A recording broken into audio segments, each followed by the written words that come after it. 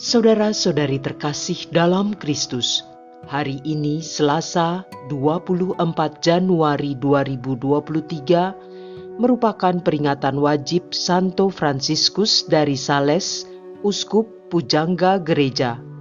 Bacaan dibawakan oleh Cecilia Ira, Mazmur dilantunkan oleh Laurencia Niken, dan renungan ditulis oleh Birgita Farida. Selamat menekuni Sabda Allah. Marilah mewujudkan kebaikan bersama untuk hidup dalam damai dan sejahtera.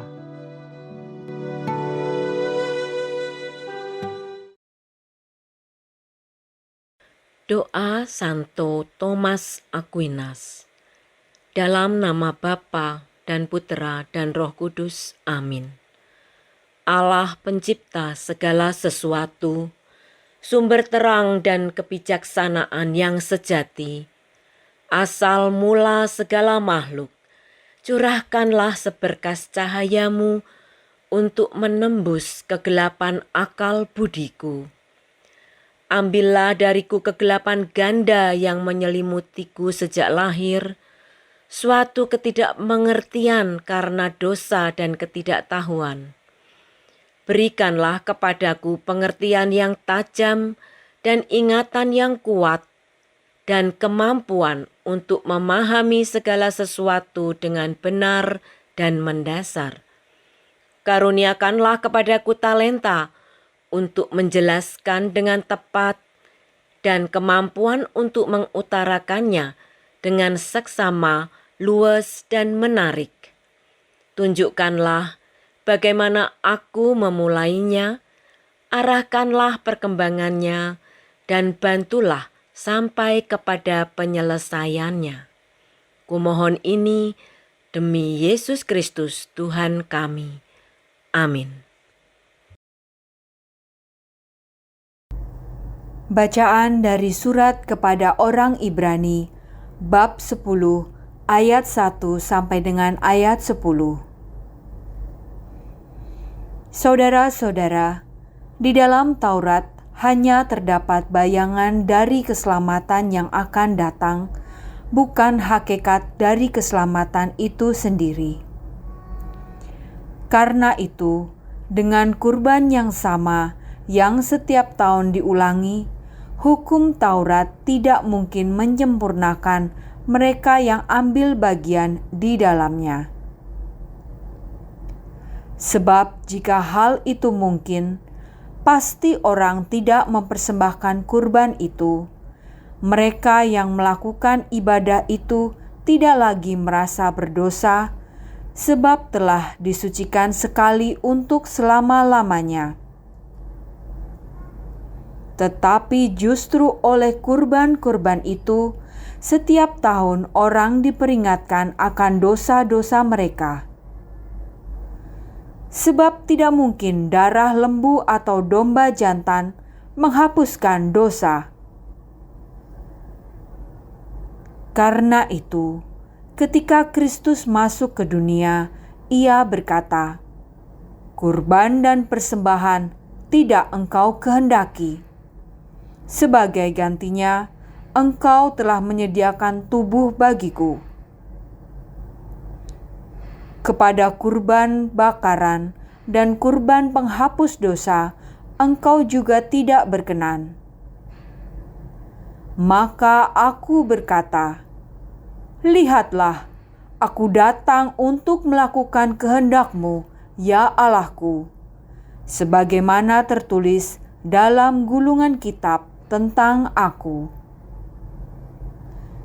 Jadi mula-mula Ia berkata, "Engkau tidak menghendaki kurban dan persembahan, Engkau tidak berkenan akan kurban bakaran dan kurban penghapus dosa, meskipun dipersembahkan menurut hukum Taurat."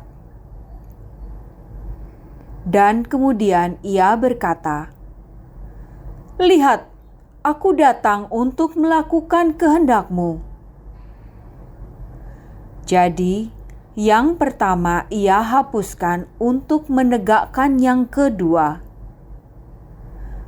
Dan karena kehendak Allah inilah, kita telah dikuduskan satu kali untuk selama-lamanya oleh persembahan tubuh Yesus Kristus.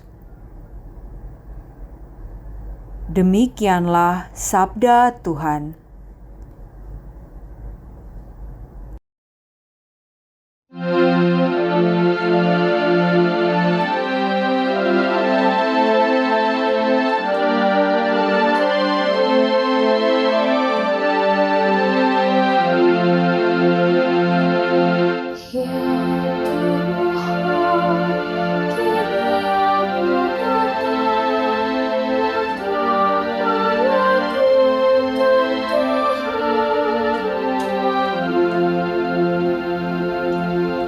Aku sangat menanti-nantikan Tuhan. Lalu Ia menjengukku dan mendengar teriakku minta tolong. Ia memberikan nyanyian baru dalam mulutku untuk memuji Allah kita. Ya Tuhan, kini aku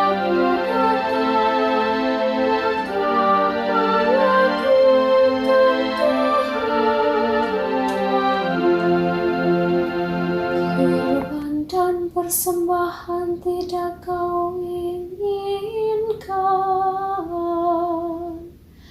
tetapi Engkau telah membuka telingaku. Kurban bakar dan kurban silih tidak Engkau tuntut. Lalu aku berkata, lihatlah Tuhan, aku datang. Ya Tuhan, kini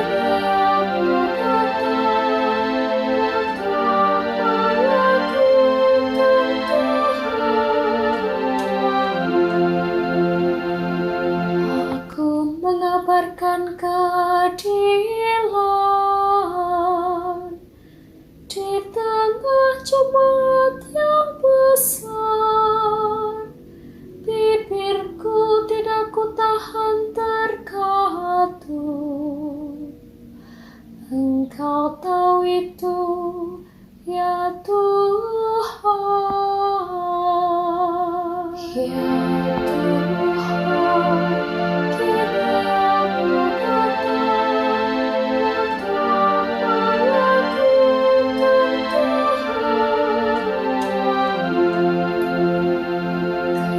keadilan tidaklah kusembunyikan dalam hatiku.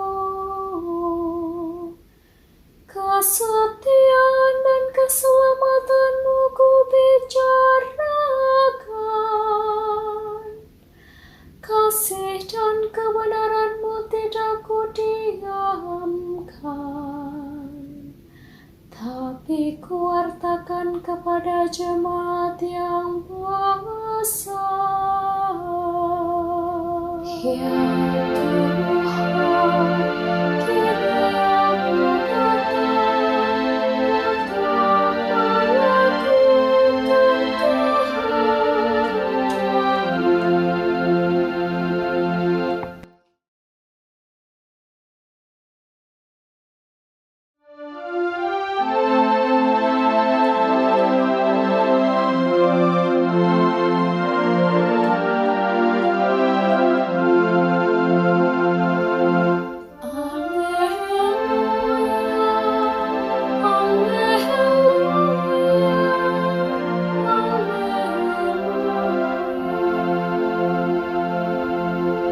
terpujilah Engkau ya Bapa, Tuhan langit dan bumi, sebab misteri kerajaan Kau nyatakan kepada kaum sederhana.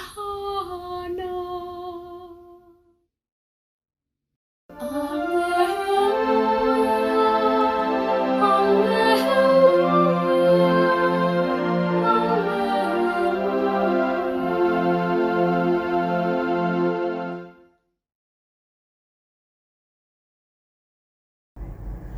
Inilah Injil suci menurut Markus, bab 3 ayat 31 sampai dengan ayat 35. Sekali peristiwa, datanglah ibu dan saudara-saudara Yesus ke tempat ia sedang mengajar.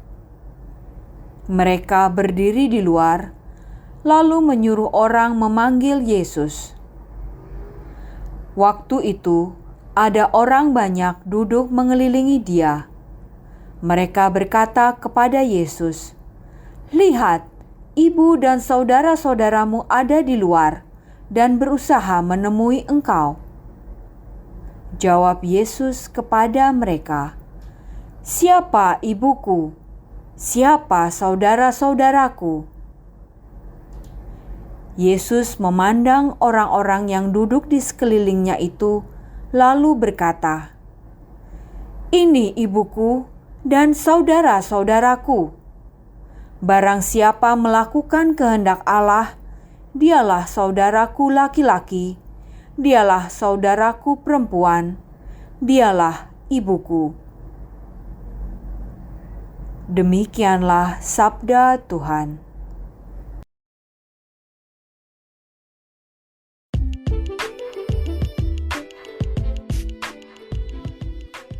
Aku datang untuk melakukan kehendak-Mu, ya Allah. Renungan dibawakan oleh Sirila Cahyoyanti.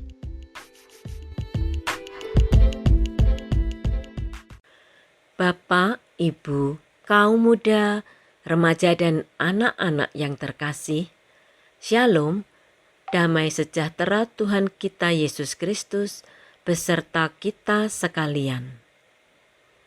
Peringatan wajib Santo Franciscus de Sales. Hari ini Gereja Katolik memperingati hari perayaan Santo Franciscus de Sales. Franciscus dilahirkan di Savoy, Perancis pada tahun 1567. Keluarganya yang kaya membekalinya dengan pendidikan yang tinggi. Pada usia 24 tahun, Franciscus telah meraih gelar doktor hukum. Tetapi kelihatannya Franciscus tidak tertarik pada kedudukan yang tinggi dalam masyarakat. Di hatinya, Franciscus mendengar adanya suatu panggilan yang terus-menerus datang bagaikan sebuah gema. Tampaknya seperti suatu undangan dari Tuhan baginya untuk menjadi seorang imam. Akhirnya ia ditahbiskan sebagai imam di tahun 1593. Pater Franciscus de Sales hidup pada saat umat Kristiani dilanda perpecahan. Ia menawarkan diri untuk pergi ke daerah yang berbahaya di Perancis untuk membawa kembali orang-orang Katolik yang telah menjadi Protestan. Walaupun ditentang keras oleh ayahnya, tetapi Franciscus percaya bahwa Tuhan akan melindunginya. Maka ia dan sepupunya, Peter Louis de Sales, dengan berjalan kaki menempuh perjalanan ke daerah Chablais. Walaupun hidup menderita dan senantiasa berada dalam bahaya, namun demikian sedikit demi sedikit umat kembali ke pelukan Gereja Katolik. Santo Franciscus kemudian diangkat menjadi uskup Jenewa, Swiss. Bersama Santa Johanna Francisca de Chantal, pada tahun 1610 ia membentuk suatu ordo religius bagi para biarawati yang diberi nama Serikat Visitasi. Santo Franciscus wafat pada tahun 1622 dan dinyatakan kudus oleh Paus Innocentius X pada tahun 1665. Oleh karena pengabdiannya yang gagah berani bagi gereja, ia diberi gelar istimewa Pujangga Gereja. Santo Fransiskus dijadikan pelindung para penulis dan pers Katolik. Anggota keluarga Allah.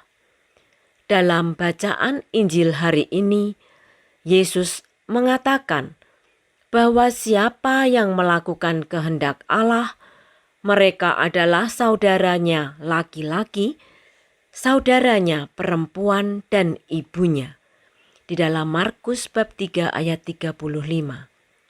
Apakah yang dimaksudkan Yesus dengan perkataannya?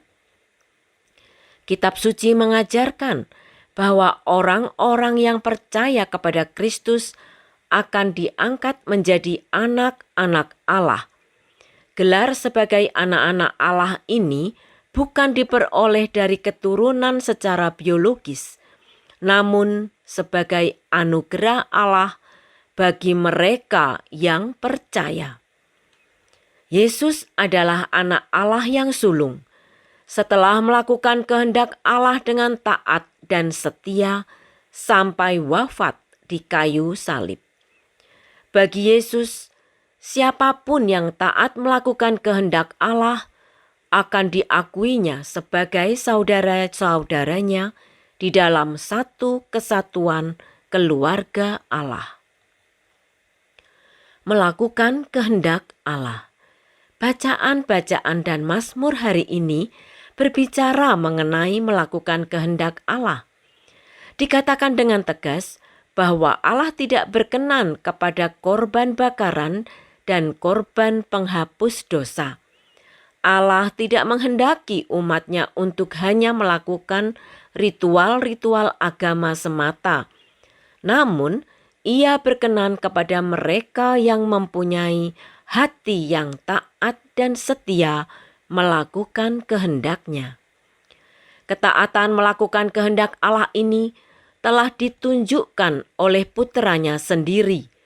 Pada saat kedatangannya, Yesus berkata, "Sungguh, Aku datang untuk melakukan kehendak-Mu, ya Allah." Dari Ibrani bab 10 ayat 7. Dalam doa Bapa kami, Yesus mengajarkan kepada kita untuk memohon kepada Allah, "Jadilah kehendak-Mu di atas bumi seperti di dalam surga." Maksudnya adalah kita memohon agar kehendak Allah terlaksana melalui kita. Dalam melakukan kehendak Allah, seringkali iblis menghalangi kita untuk taat kepada kehendak Allah.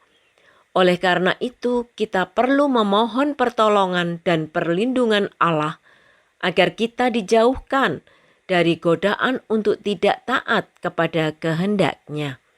Selain itu, kita juga diajarkan untuk berserah total, karena Allah yang paling mengetahui apa yang kita butuhkan dan apa yang terbaik bagi kita. Apakah kehendak Allah di dalam hidup kita?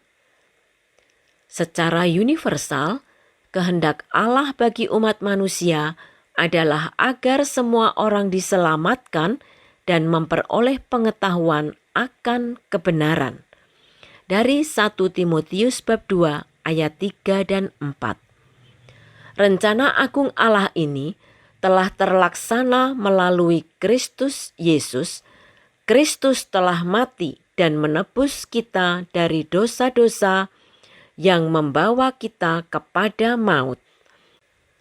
Karena kematian-Nya, Ia telah membuka jalan keselamatan kepada Allah. Kerajaan Allah telah didirikan di muka bumi dengan Kristus sebagai kepalanya dan kita sebagai anggota-anggota tubuhnya. Allah tidak menghendaki kebinasaan manusia. Ia ingin agar semua orang diselamatkan dan mengerti akan kebenaran yang terdapat di dalam Kristus. Selain kehendak Allah yang universal, apakah Allah mempunyai kehendak khusus bagi kita secara pribadi? Jawabannya adalah ya, Allah memiliki kehendak khusus dalam diri kita masing-masing.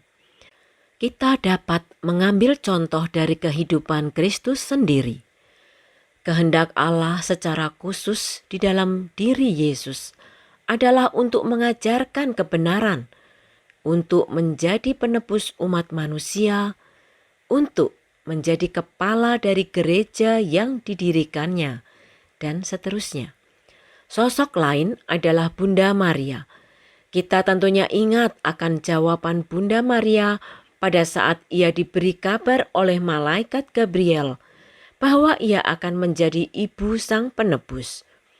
Bunda Maria dengan rendah hati dan berserah penuh mengatakan, "Aku ini hamba Tuhan, jadilah padaku menurut perkataanmu."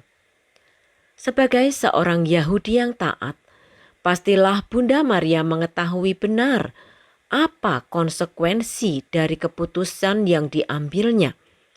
Ia akan mengalami banyak penghinaan, cemoohan, bahkan dihukum rajam sebagai hukuman atas wanita yang mengandung sebelum menikah. Namun dengan penuh percaya bahwa Allah senantiasa akan memberikan pertolongan dan perlindungannya, Bunda Maria memilih untuk taat kepada kehendak Allah. Santo Fransiskus de Sales yang kita peringati pada hari ini pun sudah menunjukkan ketaatannya kepada Allah dalam hidupnya. Ia bisa saja mengeraskan hati dan mengabaikan suara hati nuraninya yang terus memanggilnya untuk melakukan kehendak Allah. Sampai pada akhirnya suara itu tidak terdengar lagi. Namun, ia justru memilih untuk mengatakan, "Aku datang untuk melakukan kehendak-Mu ya Allah." Tidak hanya kepada Yesus, Bunda Maria, ataupun para Santa Santo, Allah pun memberikan kepada setiap orang karunia yang berbeda-beda untuk melaksanakan tugas tertentu di dalam kerajaannya. Karunia-karunia ini dapat berupa sumber daya, talenta, peranan, atau yang lainnya. Bukan tanpa alasan, Allah memberikan karunia-karunia ini kepada kita masing-masing. Namun, Allah berkehendak untuk mewujudkan rencana indahnya dengan melibatkan kita manusia. Marilah kita merefleksikan renungan hari ini di dalam diri kita. Apakah kita sudah menggunakan dan mengembangkan karunia-karunia yang Tuhan berikan kepada kita dengan bertanggung jawab? Apakah kita peka dan tidak mengeraskan hati pada saat Allah berbicara kepada kita? Apakah kita mau selalu mengatakan, "Aku datang untuk melakukan kehendak-Mu ya Allah"? Semoga dengan menjadi taat dan setia kepada kehendak-Nya, kita senantiasa mengalami kepenuhan dan sukacita di dalam hidup kita.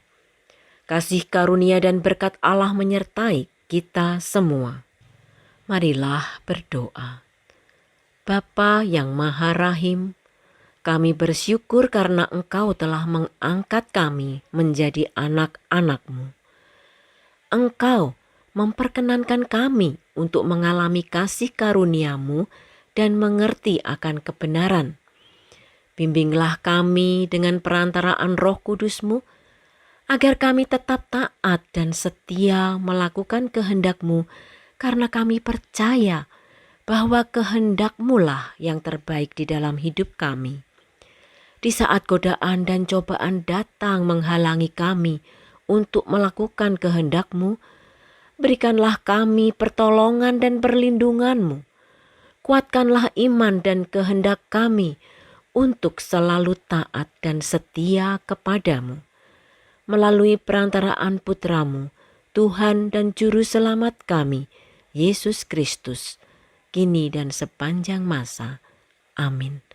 Dalam nama Bapa dan Putera dan Roh Kudus. Amin.